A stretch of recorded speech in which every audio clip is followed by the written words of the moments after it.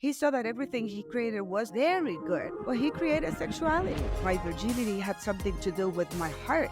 This is so real and so few people are aware of it. You and I have had personal conversations. You have been a guidepost, I would say, in this area that is almost taboo, especially in Christianity and my generation. I feel like sexuality, intimacy, purity have very stark differences between them in the way they're presented and in the way that they're conversed, really. I thought, I know I've had questions I've come to you with.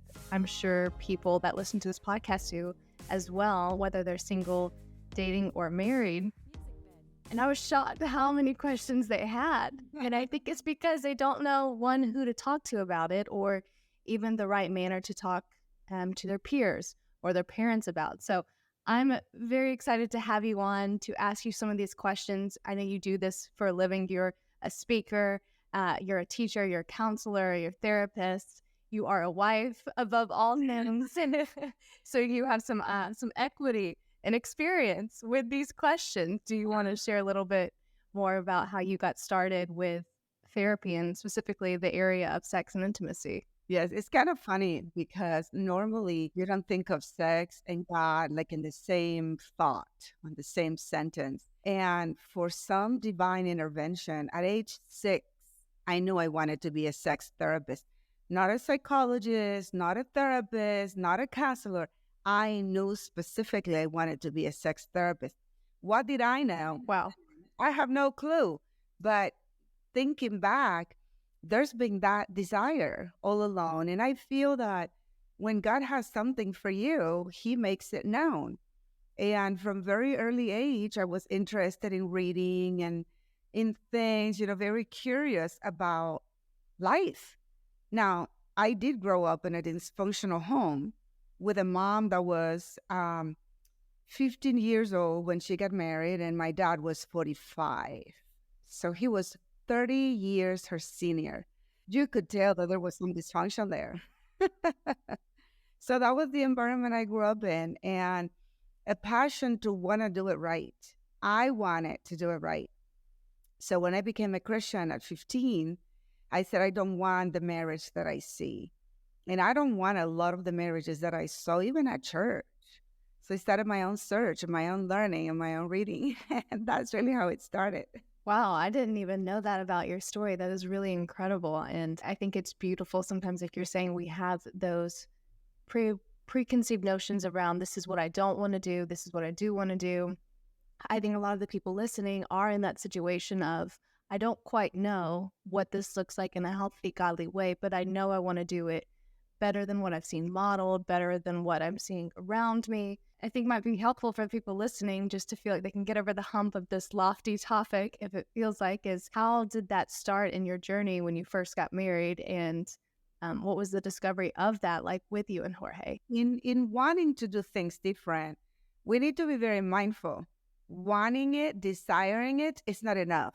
It is the starting point. How are we going to get there needs to be part of it.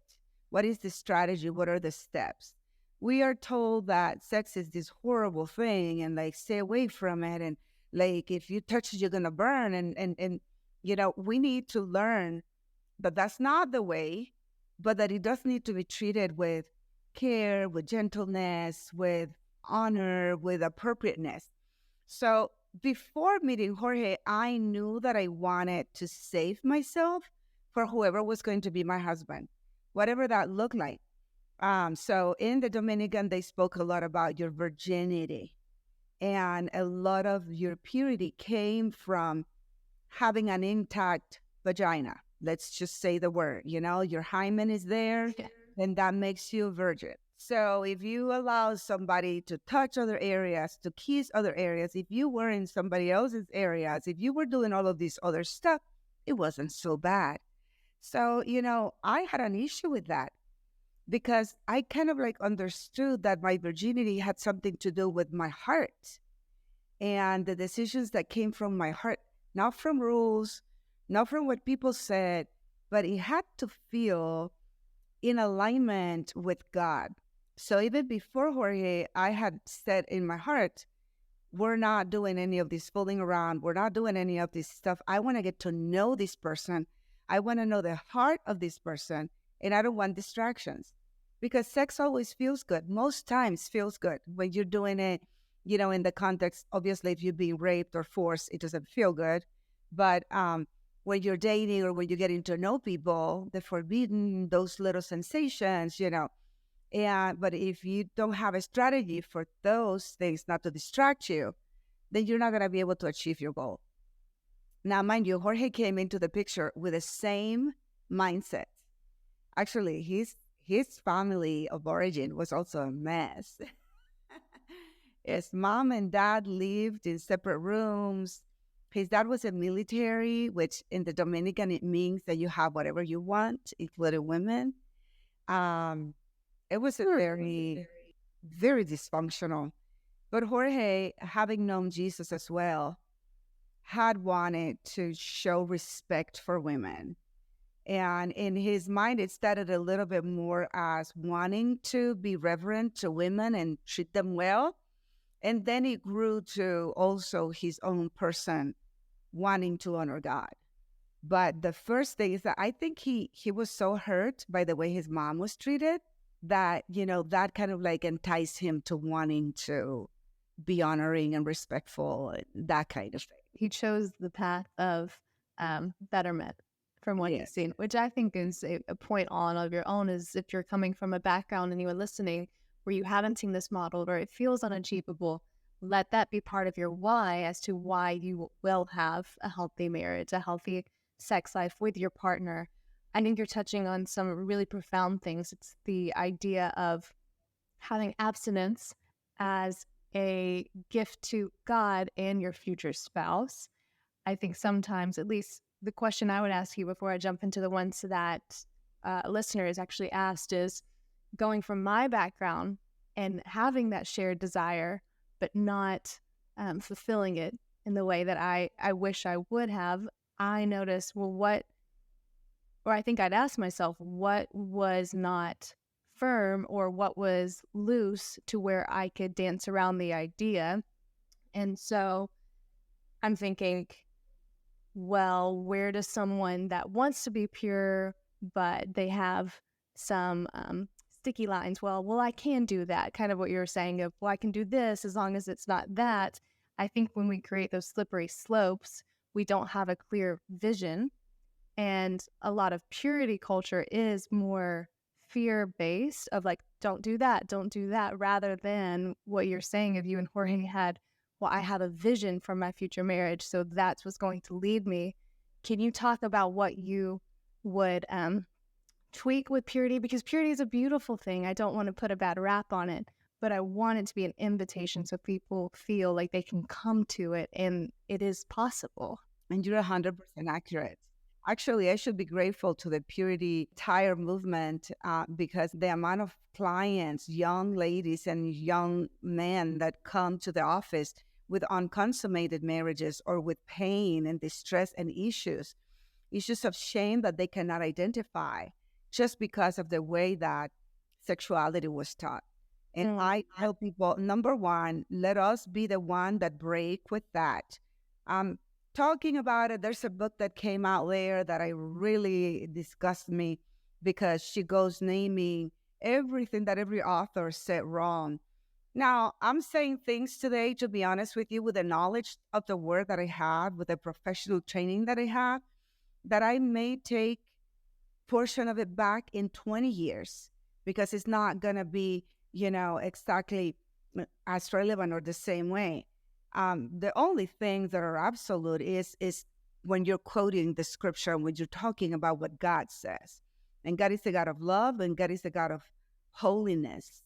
All the other things that we try to see it, how we try to, project it could have, we're humans and we're flooded, So the fact that sometimes we want to just attack the purity movement upsets me because the energy is going the wrong way.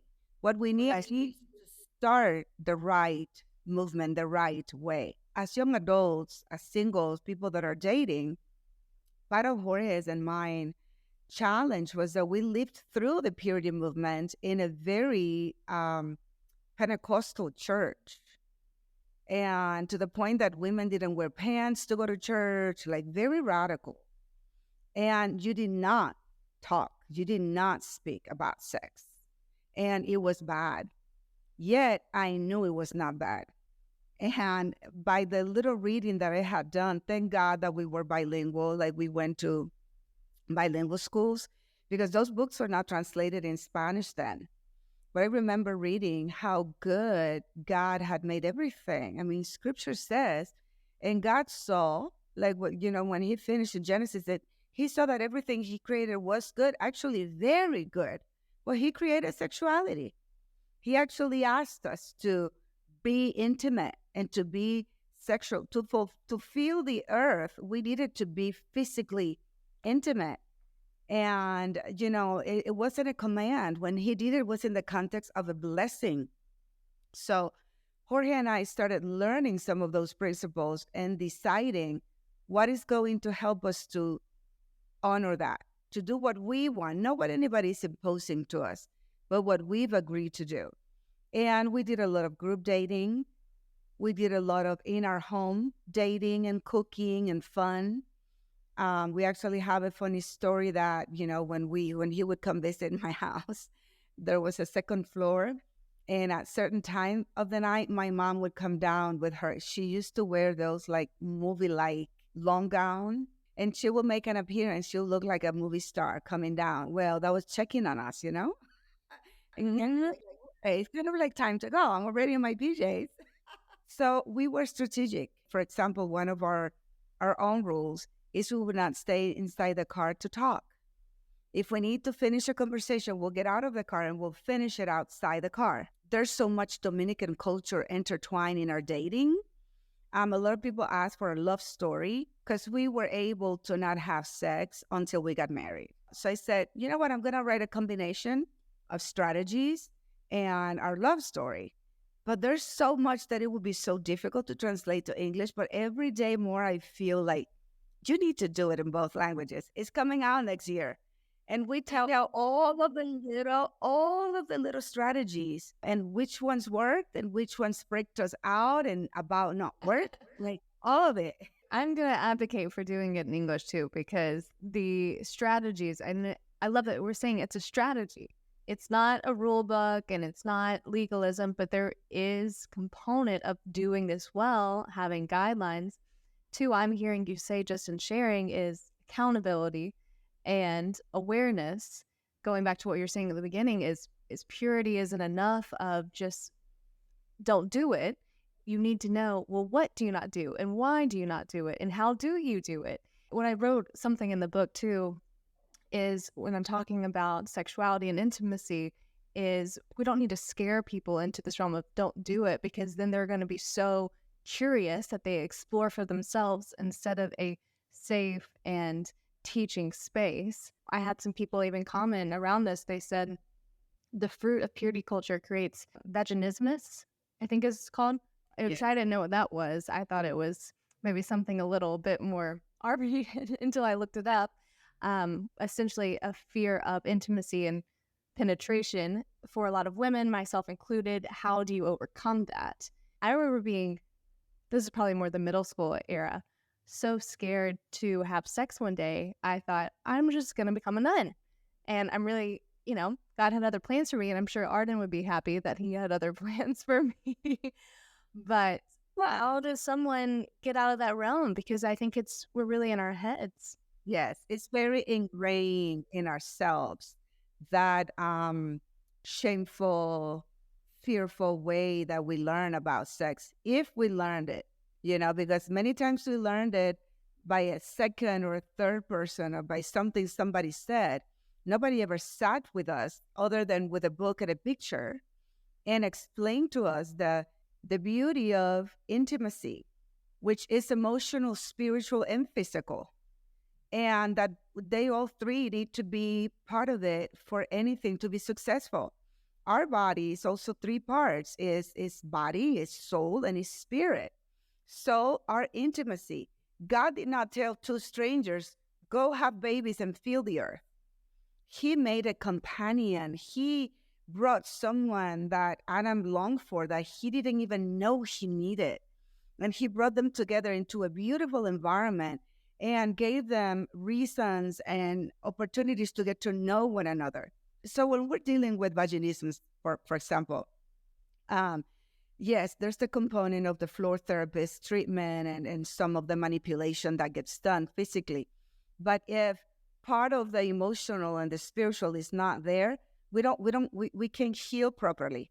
Now, God has done miracles and he can do just like cancer, boom, is here today, it's not here tomorrow. But many times he uses surgery, he uses a process, he uses to get us there. So where I start when I'm treating issues like that is, number one, husband needs to be part of it. This is an us issue. We are experiencing vaginism. Like, even though the person that get diagnosed technically is the female, we both have that problem. And let's start the conversation, because sometimes they cannot even articulate words because of shame, because that word, like, how am I going to, even the word penetration or hard or go slow or even give instructions, we feel like women, I should not know these things. Well, there are some things we know naturally because our body is responding, and our body is asking for something to be slower or for something to be a little gentler, but we don't dare even engage in that conversation. I have something completely opposite to the don't do, this is bad. Again, let's just look at what can we do? What are some of the pleasures that we can enjoy in dating? And even when we're married, experiencing problems of pain, issues of pain, or lack of desire, because sometimes it's not physical pain, but it's an emotional pain that brings your desire low when your hormones should be well. Is what can we do in that process? Do we need to put it all to the side and figure it out? Or no, there are a lot of things that we can do to help us connect intimately at all levels.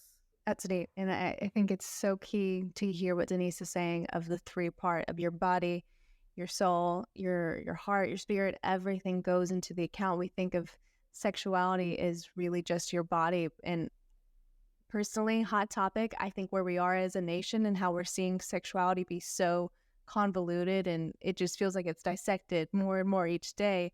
It's because people aren't in tune or aligning it correctly. And it does just feel, well, what do I feel today? And we've had conversations, especially postpartum, of, your feelings can go haywire. Your more hormones and stress levels can be all over the place. That can't determine where you go and what you do. And I have other questions in the realm of singleness for that, coming from the ladies, where they say, what do you do when you are excited to have sex and you are dating and your hormones are all over the place? Like, how do you steward sexuality well in singleness? Yes. And one of the things that I get so passionate about talking into this topic is because I don't want it out the window. I want you to be present and to be in your body. And when your body is tickling here, it's giving you a sensation there, I want you to start journaling. Yes, like we journal, God, I'm upset about this and I'm so angry that they say this, When you have a fight with your sister, for example, and you don't want to tell her all the ugly things that are coming to your mind, typically, well, one of the things we suggest is let's journal first and get all of that raw emotion and language out. And then let's decide, okay, I'm going to talk with her and these are the things I'm going to say, right? Well, same thing with sexuality. You're feeling all this energy. It's 11 p.m. Your friends are not available for you to talk. You're home and you're tempted to masturbate or to put on a movie or something to get you a little bit. Well, let's describe what's going on. Grab your journal and say, listen, God, this body that you gave me is acting so perfection, like so perfect right now. Everything is connecting and I don't have the last piece that I need for this. And start praying for that man and start praying for that marriage and start praying that this doesn't become something negative in your life, but an opportunity for you to mature and exercise self-control. Now, in a context where you're with your boyfriend and you guys just came out of the movies or out of a party and you're both feeling, frisky and kind of like, we could do a little bit more, you can talk about it. don't be afraid to talk about this. Now, I'm assuming this is someone you're dating seriously. I am so confused with the dating world right now that people are talking and in their talking, they do things that I didn't think belong to talking because talking is just talking, conversing. I'm referring to couples that are dating with a purpose and with the purpose of marriage. Yeah. That's how we see dating here too. So we're aligned on that. Good, good. So talk about it. Right now, what I want to do and where I want to go is a place that is very vulnerable, it's beautiful, and I cannot wait for the moment. And for him to respond and say, man, if we talk about that, if we count it the many times, yeah, and it's going to be so beautiful. And we're going to get to plan that time. And sometimes that conversation diffuses some of the energy because you're satisfying it in a proper way with a promise, with a hope, with a looking forward to something. Now, if your body is at a place and your mind is at a place where you're too vulnerable and it's too, then just be upfront and say, you know what, I need to go right now and not don't take me home. Actually, I'm going to over. You need to do that. I remember it, and I use it all the time as a funny story. It wasn't funny then. We had a routine that every Friday Jorge came home, and I would fix dinner for him. That was a special date night, and there was this special little ham and cheese sandwiches. And I was ready, and I will get all done. Jorge's coming. I need to look pretty, and everything was ready, and the phone rings and he says, I'm not coming. And I'm like, what happened? Like, is the card like damaged or like what's going on? No, I just can't come. And like, I hear him like stalling the phone. Like, what do you mean you can come? He said, oh, I am not strong today. I cannot be responsible for myself today if I see you. And I'm like, oh, but I'm gonna be strong for you, Jorge. You come, I'm gonna be responsible, I'm gonna be strong. He said, this is it. I am not coming.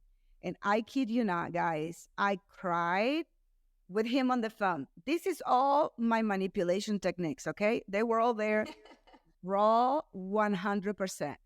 I cry, I got mad, I threatened him. I all of it in the book. And in the end, I hung up the phone. It was phones that you still put on, you know. And I hung up the phone and I was so upset. And I did not speak to him for the rest of the night. And I went to bed crying. And the next morning, I was so grateful to God. Till this day, I am so grateful that I stood up, that I was all ready, that dinner was there, and that he did not come. Because the truth is that I actually was excited that he was out of control. I wanted that. You were an object of desire. We love to be one, even if we want to stay pure. Yes. So knowing that being together is just gonna create that connection at a premature time, and I hope that you guys are listening to my language. Sex is never bad. Even when you have sex outside of the context, can be so enjoyable. It is still something beautiful that God created. The issue there is I took it out of the context where it becomes perfect. Perfect meaning where it's going to do everything that it needs to do, where its purpose is going to be accomplished. So when I take it outside of that timing or outside of that person, that's where the issues start coming. The act itself, even sadly, in victims of rape, I've heard the recounting of stories where they feel guilty because their body felt a good sensation. It was not painful. They were lubricated. They felt some sensations, and they hated themselves for feeling something with an animal, with a human that you could equate to an animal that abused her, that did all of these things. But our body is created so perfect, and what God created is so perfect that it is always beautiful. We can throw stuff at it to disqualify it, to change the nature of what it is. But the core of what God created is always beautiful, enjoyable, and sacred. Mm-hmm. Some of the things you're saying, I'm hearing for the first time, and they're making so much sense to me around what you're feeling inside does need to come out, and you don't want it to come out in an impure way. So take it to God. Like, let it come out through your mouth rather than your body if it's not the right time, place, or person. And if anyone's feeling a jaw drop moment around what Danisa just said about sex is good, when we have non-committal relationships, that's why I think we feel the highs and the sex feels good and it's so invigorating. And then what happens next, because it's not tied to anything, we get that shame and we feel so low and so dirty because it's almost like a vehicle. It just has to be taking you to the right place or it takes you off course. And I know so many people that I've talked to that have soul ties and these things where they just continue to long to this person that they know they're not meant to be with. This person hasn't committed to them. They don't choose them and love them and pursue them the way they're supposed to. Do you have advice for how to disconnect and break free from that? Yes. So you can be open for your husband. And right before I address the soul ties, you said something really key, that there's this high of in a non-committal relationship. It happens while you're dating, and then you get married, and it's like, what's happening? He doesn't find me attractive anymore. Am I not beautiful enough? Am I not hot enough? Well, the high was coming for where you didn't need to come, and you didn't learn to work for it. You didn't learn to work the emotional, the spiritual, to produce that high, to conclude it in bed or to conclude it by being physical and sexual. So this is a very intricate game, and God created it that way so that we never get tired of sex. I've been married for 34 years this July, and I love sex, and I'm not embarrassed of saying it. And I learned that the quality of it can be achieved, and that frequency and size and all of these things that, society put in our mind, it's like has nothing to do with it. Nothing to do with it. Our commitment and our intentionality in growing and cultivating it, in loving one another in all of the ways is really what makes it something wow. And I'm not talking just a wow spiritual, oh, look at the evangelical lady talking. No. I'm talking about explosive fireworks, like a body that is out of control. But you need the spiritual and you need the emotional. You need all of that for it to get to that place. In respect to the soul ties, this is so real and so few people are aware of it. They don't realize that when you become one, there's actually a whole study that can be done on it. You are willingly making yourself vulnerable to everything the other person is, because you're becoming one with them. So any spiritual things that are in them, any negative things that are in there, they're coming and being passed on to you. They get attached to your spirit as well.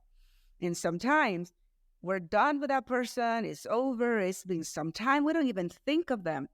Yet we're having struggles either connecting with our new person or desiring some things that we know are pure or are good. And we're struggling and we don't know what it is. What is happening? I don't understand it. I love him. He's good. We're about to get married or we're newly married. And like, this is not working. It's not working because there's some ties still there from prior relationships. So in our preparation for marriage, and you don't have to wait for preparation for marriage, you can actually Google soul ties prayer. You can go through this prayer and renounce willingly you gave yourself. Then willingly you go and you take back and you break in the name of Jesus any deposit or any connection that was left in you and that is causing problems. And you do it by name. If you remember the name or the names, you go ahead and you name those and you pray for them. You don't hate on them. You don't want to keep them here in any way, shape, or form. You release them and you pray for God to take care of them, and hopefully they find their straight path as well and flourish. And then you are able to connect in a way that is free of void of all of these cobwebs, is what I call it, that are left kind of like bothering you. But yes, it is responsible of us to, once we know to do this, let's stop and you know what, let's go to God and Lord, here's where I'm at, and I need you to take these things. Even if you're not feeling anything and you've never done this prayer and you've been with someone, let's go ahead through a soul tie prayer. I went to a conference with some of my girlfriends and they made us do that. And I'm so thankful because we don't know how much is below the surface that our body keeps the score on. And I would advise anyone that is single, even if it's just kissing, like anything, just make yourself completely cleansed and open to who you're supposed to be with. This has been amazing advice for singles. I hope that you grab this, even if you're blushing as you listen, just take notes and take it to heart. Thank you so much for listening to this episode. We love to know what's sticking out to you, what is on your heart, what we can speak to and have conversations around. So please let us know that within the comments. And if you can, leave a review so we can reach even more people just like you wanting to have these heart-to-heart conversations. Until next time, I'm your host, Christian.